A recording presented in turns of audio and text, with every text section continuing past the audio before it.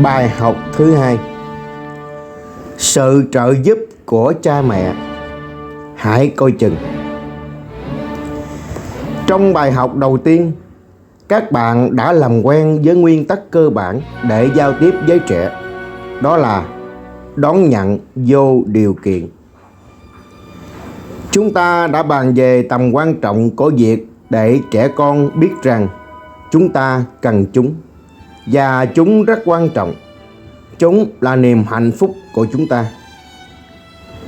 Có lẽ các bậc phụ huynh sẽ nảy sinh nghi vấn: nếu như mọi việc đều suôn sẻ thì làm theo lời khuyên này rất dễ dàng. Nhưng nếu như trẻ làm không đúng, không nghe lời hoặc chọc tức chúng ta, trong trường hợp như thế, chúng ta phải làm sao? Chúng ta sẽ từ từ trả lời câu hỏi này qua các bài học dưới đây. Các bạn hãy phân tích tình huống sau. Khi con của bạn đang chăm chú làm việc chúng thích, nhưng làm không đúng, rất kém và nhiều lỗi sai. Hãy tưởng tượng cảnh cậu quý tử nhà bạn rất thích ghép tranh, nhưng cậu ghép không đúng. Các miếng ghép rơi vãi linh tinh và nằm không đúng chỗ. Bông hoa ghép trông chẳng ra sao. Bạn muốn ngăn cậu bé lại để chỉ cho cậu cách ghép. Bạn không kiềm chế được và bạn nói với con rằng: từ từ đã, không phải thế, con phải làm như thế này nè mới đúng. Nhưng đứa trẻ lại tỏ vẻ không thích. Không đâu, con thích thế này cơ. Ở một ví dụ khác, một cậu bé học lớp 2 viết cho bà mẹ một bức thư. Bức thư thì rất là cảm động, nhưng chữ viết lại rất ngoằn ngoèo và đầy lỗi chính tả. Chẳng lẽ mẹ của cậu bé nhìn thấy thế mà lại không nhắc con sửa chữa hay sao? Chắc chắn bà mẹ sẽ nhắc nhở con mình. Nhưng sau khi bạn nhắc con của mình thì chắc chắn rằng con của bạn sẽ cảm thấy khó chịu và không muốn viết tiếp. Đương nhiên, sau khi cậu bé lớp 2 này được người mẹ hướng dẫn, nhắc nhở, góp ý, thì cậu bé này cũng tỏ ra rất khó chịu và không muốn viết tiếp nữa. Vậy là bức thư đầu tiên cũng chính là bức thư cuối cùng em bé viết để gửi cho mẹ của mình. Hay là có bà mẹ nói với con như thế này: ôi sao con nhảy dụng như thế này, con phải nhảy lại từ đầu một cách cẩn thận hơn đi. Đó lại đúng vào ngày sinh nhật của cậu bé. Cậu bé đang rất phấn chấn và vui vẻ nhảy múa với bạn bè của mình theo cách của cậu. Nhưng khi nghe mẹ nói như vậy, cậu chắc chắn sẽ ỉu xìu và ngồi sập xuống đất, im lặng đến hết buổi tiệc. Có khi cậu sẽ ngồi trên bàn vui nói chuyện cùng các bạn, nhưng cậu ta chỉ cười và im lặng. Mẹ của cậu bé thấy thế chắc chắn sẽ rất bực mình vì thái độ của con, và buổi sinh nhật trở nên buồn tẻ. Kính thưa các bạn, nói chung, bọn trẻ sẽ phản ứng theo nhiều cách khác nhau khi bị phê bình. Không đúng, con sai rồi. Một số thì buồn bã và lẳng đi, một số thì bực mình, còn một số thì hét lên: dạ, lần sau con không làm như thế này đâu ạ. Cách phản ứng thì khác nhau, nhưng đều cho chúng ta thấy rằng bọn trẻ không muốn bị đối xử như thế. Tại sao ư? Để hiểu được điều này, tốt hơn hết bạn hãy nhớ lại thời thơ ấu của mình đi. Bạn phải mất bao lâu để có thể viết chữ, quét nhà cửa, hay đóng đinh một cách khéo léo đây? Bây giờ chúng ta có thể làm những việc đó rất dễ dàng rồi, phải không nào? Bạn thấy đó, thật không công bằng nếu áp đặt cho con cái của bạn những việc tưởng chừng đơn giản nhưng thực ra lại rất khó khăn đối với trẻ. Và đó là lý do khiến trẻ hờn giận chúng ta. Kính thưa các bạn hãy nhìn cậu con trai 1 tuổi đang tập đi. Cậu bé rời khỏi vòng tay của mẹ mình và bước từng bước đầu tiên chập chững. Cậu bé rất khó giữ được thăng bằng. Mỗi bước đi đều lảo đảo. Cậu chống tay rồi ra sức đi tiếp. Nhưng cậu tỏ ra hài lòng và rất tự hào. Các cậu bé ít khi để ý đến lời nói của cha mẹ. Không phải thế, con phải đi như thế này nè. Hoặc là đi thẳng lên con. Cha đã bảo là đừng có bám tay rồi. Con thử đi lại cho đúng.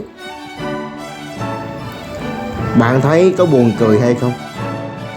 Có vô lý hay không?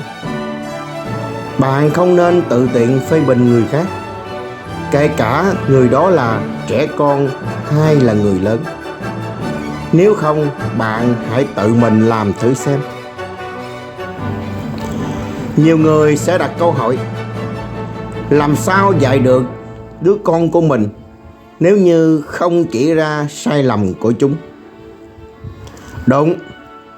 Đúng là chúng ta cần phải chỉ cho trẻ những lỗi sai của chúng, nhưng chỉ phải tế nhị mới được. Đầu tiên, đừng để ý đến từng lỗi nhỏ của trẻ. Thứ hai, hãy phân tích lỗi sai lúc trẻ bình tĩnh, chứ không phải là lúc trẻ đang chăm chú làm một việc gì đó. Và cuối cùng, cần phải nhắc nhở trẻ một cách nhẹ nhàng. Kính thưa các bạn, nghệ thuật này bạn học phải từ chính con của mình. Bạn có bao giờ tự hỏi con bạn có nhận ra lỗi của nó hay không? Thường thì chúng đều biết. Giống như cậu bé 1 tuổi cảm nhận được những bước chân chập chững của cậu.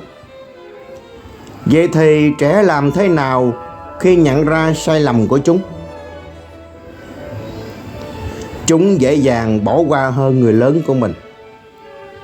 Tại sao vậy? Vì chúng hài lòng với những gì chúng có. Dù sao thì cậu bé 1 tuổi kia cũng đã đi được rồi, mặc dù bước chân chưa vững. Chính vì thế, chúng ta sẽ làm tốt lên theo từng ngày. Và đương nhiên, hãy cố gắng thể hiện lòng tin đối với trẻ. Còn đối với chúng ta, các bậc cha mẹ luôn luôn muốn nhắc đến lỗi của con mình để chúng có thể nhanh đạt được kết quả tốt và tránh những lỗi sai chúng đã mắc phải. Nhưng những gì chúng ta nhận được từ họ, từ những đứa trẻ kia, lại hoàn toàn ngược lại. Ghi chú: 4 kết quả học tập. Con bạn đang học cái gì đó. Thường thì chúng nhận được 4 loại kết quả như sau. Thứ nhất, phần lớn trẻ sẽ nắm vững những kiến thức chúng đã học. Thứ hai, trường hợp ít xảy ra hơn, rèn luyện khả năng học tập, có nghĩa là chúng tự học. Thứ ba, diễn biến tâm lý trong quá trình học tập, hài lòng hay thất vọng, có tự tin vào khả năng của bản thân hay không. Thứ tư, ảnh hưởng của bài học đến quan hệ của bạn với con, hoặc là tích cực, có nghĩa là hai bên đều hài lòng, hoặc là chiều hướng tiêu cực, có nghĩa là cả hai bên đều mất mạng. Sẽ rất nguy hiểm nếu các bậc phụ huynh quá quan tâm đến kết quả đầu, nghĩa là kết quả có dạy được con hay không, chúng có thuộc bài hay không. Trong bất kỳ trường hợp nào cũng đừng quên 3 điều sau, chúng vô cùng quan trọng. Nghĩa là điều thứ 2, thứ 3 và thứ 4 đã nói ở trên.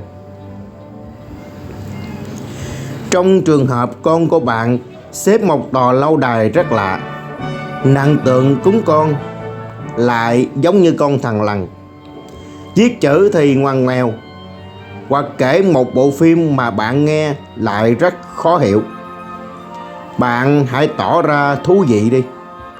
Hãy tỏ ra tập trung nghe con nói. Đừng nhận xét hay sửa lỗi sai trong lúc đó. Bạn thật sự có hứng thú với việc làm của trẻ thì bạn sẽ thấy được thái độ tôn trọng lẫn nhau là rất cần thiết trong quan hệ của bạn với trẻ, nghĩa là giữa cha mẹ với con cái. Giống như cha của một cậu bé 10 tuổi đã nhận ra rằng khi tôi cùng con chơi xếp hình, tôi hay bắt bẻ lỗi sai của con, khiến cho nó không còn hứng thú xếp tiếp nữa. Bình thường nó tự chơi một mình và xếp rất đúng, nhưng đến khi có tôi, nó lại xếp sai và mãi không sửa được, nghĩa là mãi mãi vẫn không thể nào xếp đúng trong lúc chơi cùng với người cha. Thằng bé cứ mày mò mãi và đương nhiên là không hứng thú làm việc gì cả, bất cứ một việc gì. Thằng bé nói là nó không biết xếp, và tôi cảm thấy hình như tôi đã quá nặng lời với nó. Hy vọng là các bạn đã sẵn sàng làm quy tắc sau đây trong trường hợp con bạn tự làm một việc gì đó. Quy tắc 1. Đừng cản trở công việc của trẻ nếu trẻ không nhờ bạn giúp. Điều đó có ý nghĩa với trẻ. Bố mẹ tin con có thể làm được. Bài tập áp dụng. Bài tập thứ nhất, bạn hãy hình dung ra những việc, bạn có thể viết ra giấy nha, những việc mà con của bạn có thể tự làm được, dù không phải lúc nào chúng cũng làm việc đó một cách hoàn thiện. Hãy viết ra giấy. Bài tập thứ hai, đầu tiên bạn hãy chọn ra một vài việc và cố gắng đừng khi nào cản trở con khi chúng đang làm những việc đó. Sau đó hãy khen ngợi những cố gắng của con dù kết quả thế nào đi nữa. Bài tập thứ ba, hãy nhớ 2-3 lỗi của trẻ mà bạn cảm thấy quan trọng nhất. Hãy ghi những lỗi này ra giấy. Sau đó bạn chọn thời điểm thích hợp và nhắc nhở con một cách từ tốn. Chúc các bạn thành công. Kính mời quý vị và các bạn cùng lắng nghe những bài học tiếp theo trong những video clip tiếp theo nha.